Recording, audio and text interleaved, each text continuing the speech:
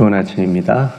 다시 신쓰리 기도 익힘이 서리기까지 말씀으로 인사하겠습니다. 너는 내게 부르짖으라 내가 내게 응답하겠고 내가 알지 못하는 크고 은밀한 일을 내게 보이리라. 아멘. 하나님의 입김을 들이마시고 우리의 입김이 서리도록 기도하며 크고 은밀한 세계로 들어갑시다. 아멘. 오늘은 마가복음 기입세 32번째 시간입니다. 오늘 우리가 함께 읽은 본문은 성경에 많은 이야기들이 있죠. 본문들 중에서 좀 난해한 어려운 본문에 해석하기 어려운 본문에 속한 그런 본문입니다. 학자들 사이에서도 지금도 많은 이야기와 해석들이 나오는 그런 본문인데 흔히 우리가 저주받은 무화과 나무 이야기라고 얘기를 합니다. 오늘 그 본문을 우리가 함께 읽었는데 함께 생각해 보려고 합니다. 우리가 어제 어린 나귀를 타시고 예루살렘에 입성을 예수님께서 하셨죠.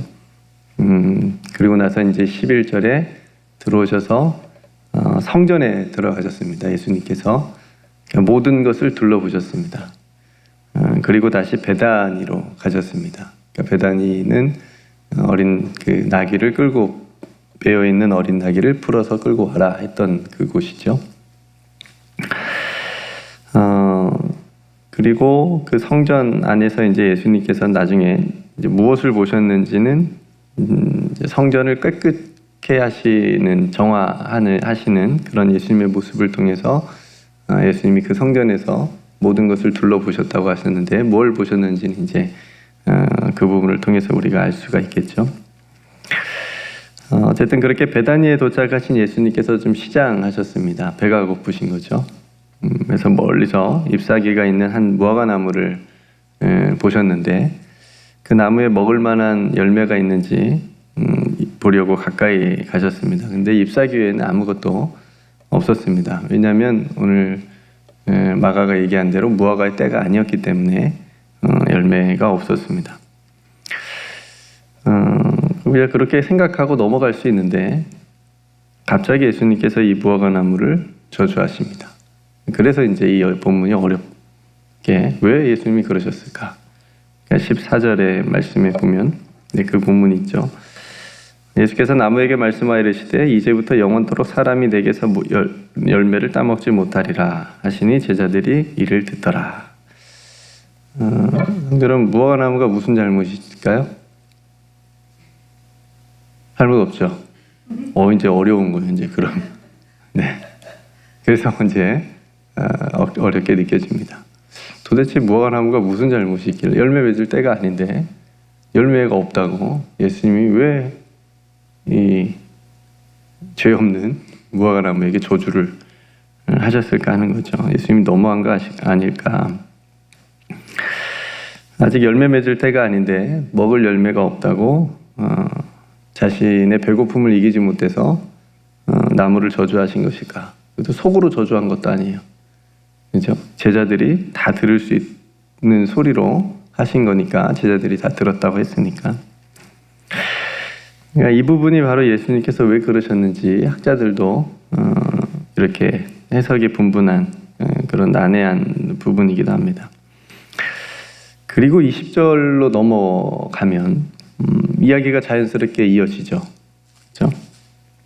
다음 날 보니까 그 무화과 나무가 뿌리채 말라 있는 것을 베드로가 봅니다. 전날의 일이 생각이 납니다. 전날에 예수님께서 그 무화과 나무를 그렇게 말씀하신 것이 생각이 나서 예수님께 말했습니다. 보소서 저주하신 무화과 나무가 말랐습니다. 그렇죠? 그러자 예수님께서 그 무화과 나무에 관련된 말씀이 아니라 동문서답 같은 그런 말씀을 하고 계시죠. 갑자기 하나님을 믿으라고 얘기합니다. 무슨 상관이 있죠?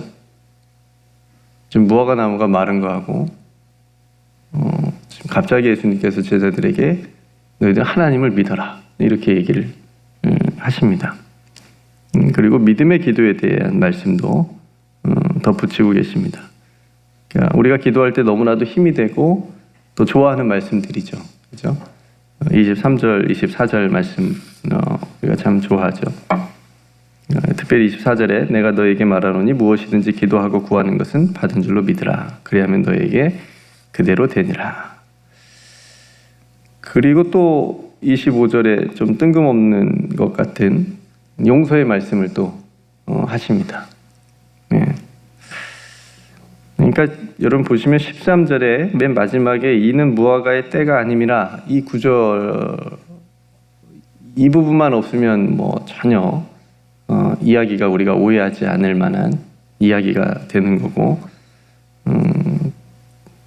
또 갑자기 하나님을 믿으라, 또 너희가 기도를 그렇게 하면 하나님이 다 이루어 줄 거다라고 하는 이 구절도 문맥상 그렇게 어울리진 않지만 어쨌든 그렇다 치고 넘어갈 수 있는데, 또 용서의 말씀도 나오는 거니까 이러한 이야기의 전개를 우리가 어떻게 이해를 해야 될까.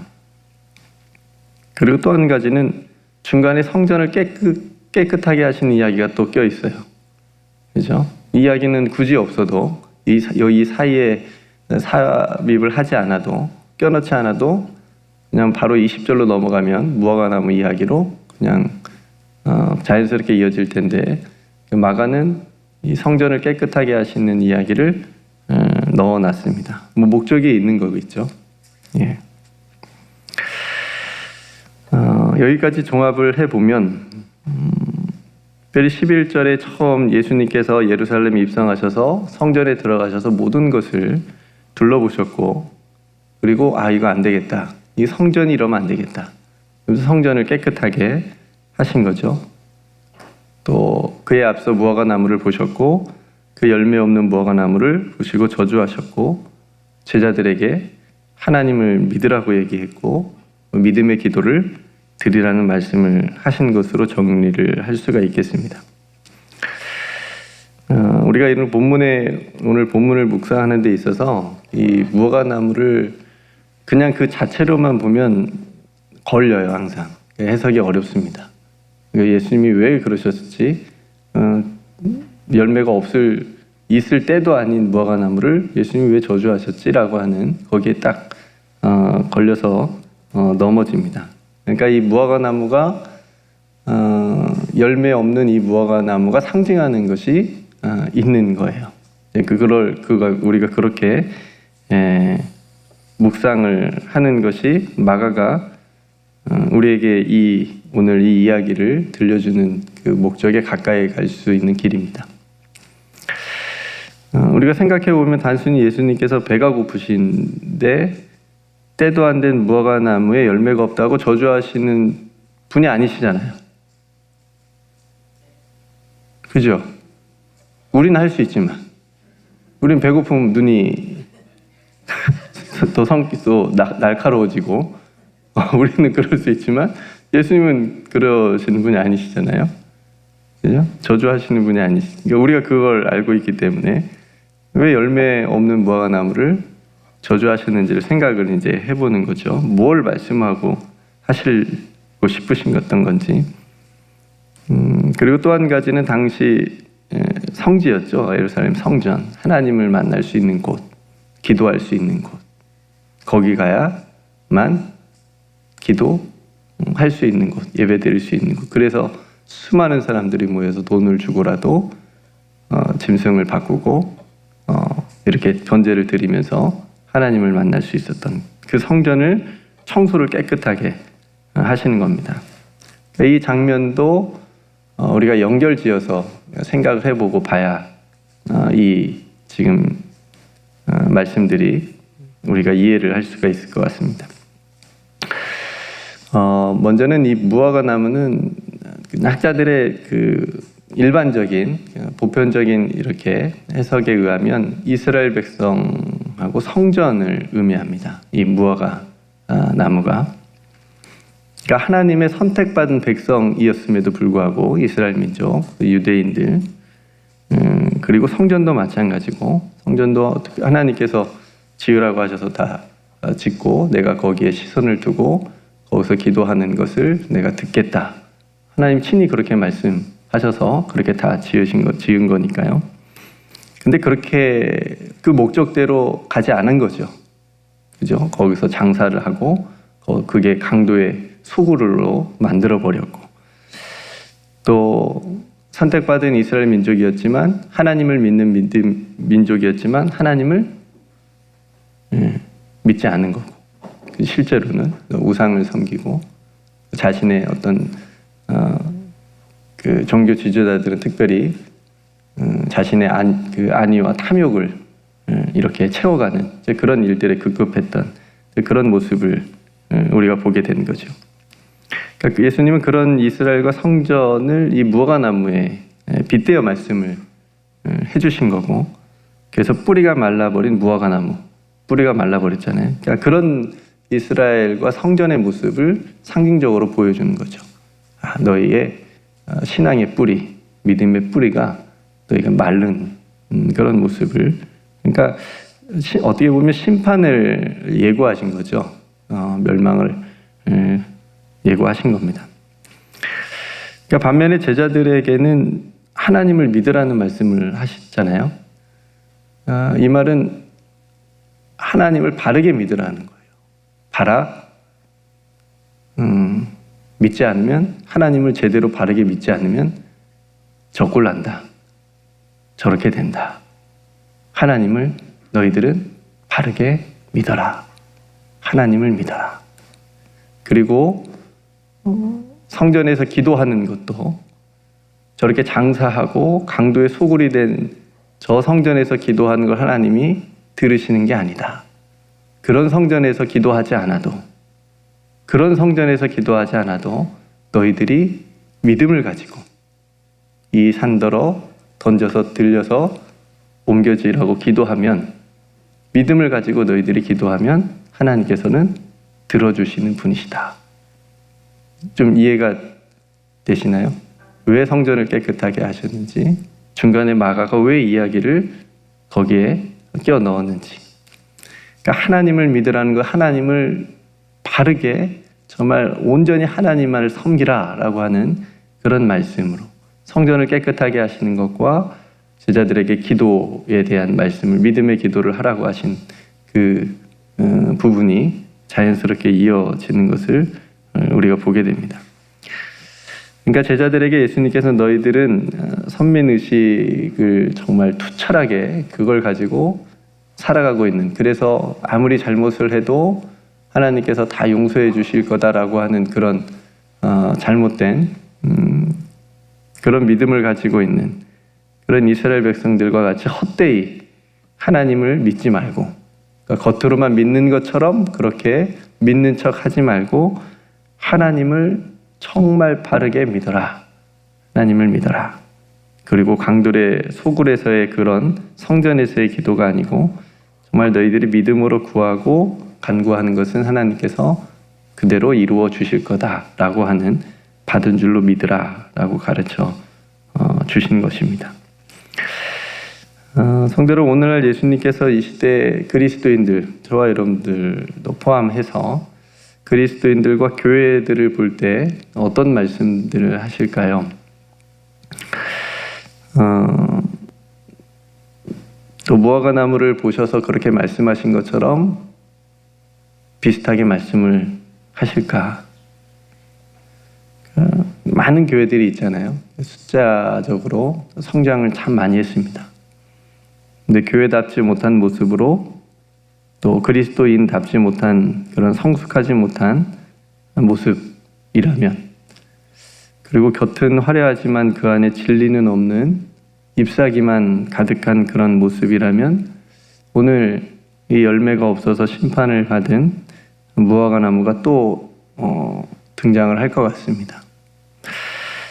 날마다 우리가 말씀을 듣잖아요. 그렇죠? 새벽 예배 나오셔서 날마다 말씀을 듣고, 저 또한 말씀을 날마다 전하고, 또 주일마다 하나님의 말씀을 듣습니다. 그 말씀을 들음에도 변화가 없고, 또 부정과 불의가 가득한 이 사회적으로 그것이 만연한데도 정의를 외치지 않고 침묵하고, 또 억울하고 힘없는 가난한 사람들의 목소리를 우리가 대변해 주지 않고 그들의 편에 서지 않는다면, 서주지 않는다면 오늘날 교회들 그리고 그리스도인들은 오늘 무화과나무가 받은 저주처럼 이제부터 영원토록 사람이 내게서 열매를 따먹지 못하리라 라고 하는 이 말을 들을 것 같은 그런 두려움이 있습니다. 네, 성도 여러분, 너무 걱정하지 마십시오. 거기서 끝났으면 너무 우리가 울며 통곡하며 또 기도를 해야 되는데, 제자들에게 해주신 말씀을 우리가 기억합시다. 하나님을 믿으라. 다시 하나님을 정말 믿으십시오. 하나님을 바르게 온전히 이제 하나님을 믿으라 라고 하는 새 희망의 말씀을 제자들에게 그리고 오늘 이 아침에 우리들에게 주셨습니다. 우리가 열매 없는 무화과나무의 자리에서 벗어나서 다시 하나님을 믿는, 다시 온전히 하나님을 예배하는, 다시 온전히 하나님을 경외하는 그 하나님을 믿는 자리로 돌아오라는 예수님의 말씀으로 우리가 이 아침에 우리 모두에게 들려지기를 주님의 이름으로 축복합니다. 그래서 그 자리에서 정말 바르게 내가 하나님을 바르게 믿고 살아가고 있는지, 내가 온전히 하나님을 섬기며 살아가고 있는지, 하나님께서 원하시는 것이 무엇인지를 늘 생각하며 살아가고 있는지, 그 신앙을, 우리들의 신앙을 한번 돌아보고 또 우리들의 삶을 한번 진지하게 물으면서, 또 우리 함께 모인 교회 공동체가 하나님의 나라를 이 땅에 이루어 가고 있는지 또 한번 물으면서 그렇게 쓰임받는 도구가 될 수 있도록 우리가 함께 이 아침에 기도했으면 좋겠습니다. 그래서 다시 만민이 기도하는 교회가 되고 다시 하나님께 올려드릴 열매가 가득하게 또 그렇게 맺어가는 우리 믿음의 삶이 되기를 주님의 이름으로 축복합니다. 그래서 오늘 이 본문이 오늘 저와 우리 교회들 또 우리 모두에게 또 새로운 도전과 기회가 될 수 있는 하나님의 말씀이 되고, 저도 여러분들도 이 말씀을 붙잡고 오늘 또 일어서고 승리하는 귀한 하루가 되기를 주님의 이름으로 축복합니다. 여러분, 하나님을 믿으십시오. 믿는 분들에게 믿으라고 하는 것은 뭔가 또 다른 의미가 있는 거겠죠. 하나님을 믿읍시다. 그리고 기도합시다. 하나님께서 그 기도하는 자의 기도를 들응답해 주실 줄로 믿습니다. 오늘 말씀을 여러분들도 한번 곰곰하게 묵상을 또 한번 해보시고요. 또 오늘 주신 말씀을 가지고 또 함께 기도하길 원하고요. 내일 복된 주일을 또 준비한 하루가 되길 원하고, 내일은 특별히 강윤규 목사님 또 오셔서 이른비 큰비 예배 말씀을 전해주십니다. 그 말씀을 통해서 또 하나님의 뜻을 우리 공동체가 함께 또 받아서 또 실천하고 순종할 수 있는 또 귀한 말씀 되게 해달라고, 또 말씀을 전해주시는 강 목사님도 하나님 붙들어 달라고 기도했으면 좋겠고요. 또 담임 목사님 영육간에 강건하도록 또 몸이 연약한 성도들을 위해서도 함께 회복을 위해서도 기도했으면 좋겠고요. 또 온 성도들이 또 함께 내일 예배 가운데 나와서 또 하나님의 은혜를 또 체험할 수 있는 그런 예배 다 되게 해달라고 함께 기도했으면 좋겠습니다. 또 여러 가지 기도할 제목들 참 많이 있습니다. 전쟁이 멈추어지고 또 코로나가 다시 또 확산 분위기가 있는데 또 멈춰질 수 있도록 위해서 함께 기도했으면 좋겠고요. 또 북한을 위해서도 함께 기도했으면 좋겠고요. 여러분 각자 또 기도할 기도의 제목들 또 하나님 앞에 간절한 마음으로 기도하면서 이 하루를 시작할 수 있기를 원합니다. 네, 제가 먼저 기도하고 함께 기도로 시작하겠습니다. 은혜로우신 아버지 하나님, 하나님을 믿으라. 우리의 믿음을 다시 돌아봅니다.